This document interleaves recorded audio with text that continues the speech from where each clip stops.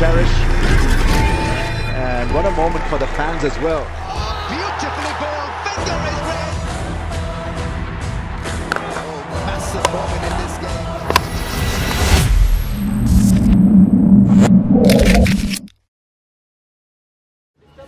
ये जीत की अशद ज़रूरत थी पाकिस्तान को, क्योंकि जब पाकिस्तान क्रिकेट जीतती है तो पूरे मुल्क में एक फील गुड फैक्टर क्रिएट हो जाता है, और जब आप हारते हैं तो आपकी साइकी इफ़ेक्ट होती है। और बहुत अरसे के बाद अच्छी न्यूज़ मिली क्रिकेट फील्ड से, क्योंकि न्यूजीलैंड के बाद बहुत प्रेशर क्रिएट हो गया था पाकिस्तान में और पाकिस्तान की टेस्ट टीम में, इसलिए कि समझा यही जा रहा था कि इनमें इतनी सकत, इतनी हिम्मत नहीं है कि ये टेस्ट क्रिकेट में कुछ कारनामे अंजाम देंगे। फिर यहाँ पे आए तो यहाँ पे जब आप घर में खेलते हैं तो उसका अलग प्रेशर क्रिएट हो जाता है कि आप घर में खेल रहे हैं, सो ये गिवन है कि आपको जीतना है, और अगर आप जीतेंगे नहीं तो और मुसीबत है। न्यूजीलैंड के बाद जो है वो ड्रेसिंग रूम का माहौल भी आपको पॉजिटिव रखना था। फिर साउथ अफ्रीका आसान पर्चा नहीं है, एक पाई की टीम है, बहुत अरसे के बाद पाकिस्तान आई, एक हाइप बनी हुई थी।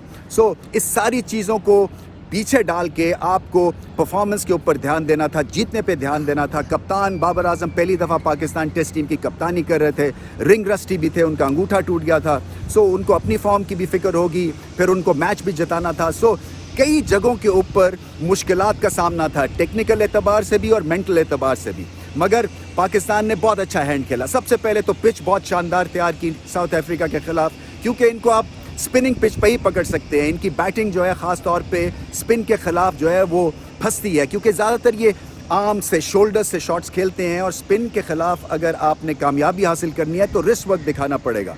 हालांकि ऑक्यूपाई द क्रीज़ के थीम के ऊपर मार्करम और वैन डर डूसन ने एक पार्टनरशिप बनाई, मगर उसके बाद जो थी प्रॉब्लम्स चलती रही साउथ अफ्रीका की। इनके कप्तान जो हैं आउट ऑफ शेप दिख रहे हैं, क्योंकि क्रिटिसिज्म हो रहा है साउथ अफ्रीका में ख़ास तौर पे, क्योंकि एक्सप्रेसिव नहीं है, रिलक्टेंट कैप्टन है। पहले जब इनको कप्तानी ऑफ़र की तो इन्होंने इनकार कर दिया था। अभी भी इनको एक टाइम लाइन इन्होंने दी हुई है क्रिकेट साउथ अफ्रीका को कि बस इससे ज़्यादा मैं कप्तानी नहीं करूँगा। उसके बाद मैच हार गए, अपनी परफॉर्मेंस उनकी ठीक नहीं थी।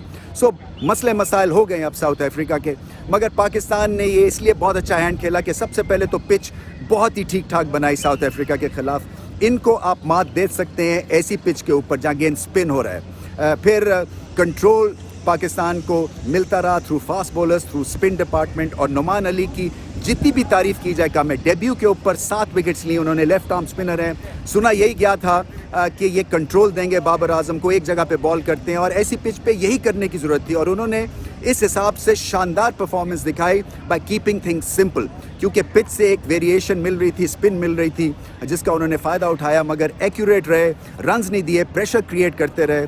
और दूसरी तरफ से यासिर शाह ने बहुत अच्छी बॉलिंग की। पाकिस्तान को अगर घर में जीतना है तो यासिर शाह की बॉलिंग परफॉर्मेंस शानदार होनी पड़ेगी, क्योंकि वो तुरप का पत्ता है, और बहुत अरसे के बाद बहुत अच्छी बॉलिंग परफॉर्मेंस दिखने को मिली यासिर शाह से। इसी तरह से रिवर्स स्विंग भी दिखने को मिली।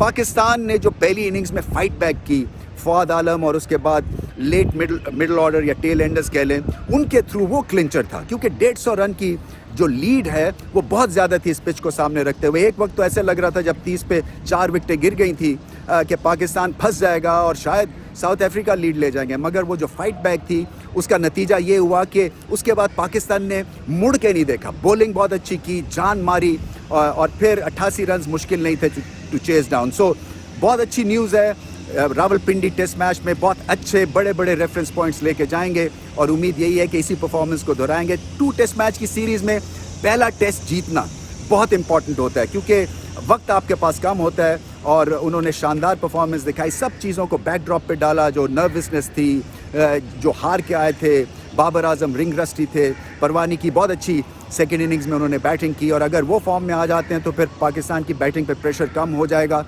मैं समझता हूँ अज़हर अली को शायद आपको ओपन ही करवा देनी चाहिए, क्योंकि नंबर 3 पे वो जब बैटिंग कर रहे हैं तो बड़ी जल्दी उनकी बारी आ रही है, और उनके जो बड़े स्कोर हैं, 300 जो किया उन्होंने दुबई में, इसी तरह से 200 जो ऑस्ट्रेलिया में किया, वो एज एन ओपनर किया।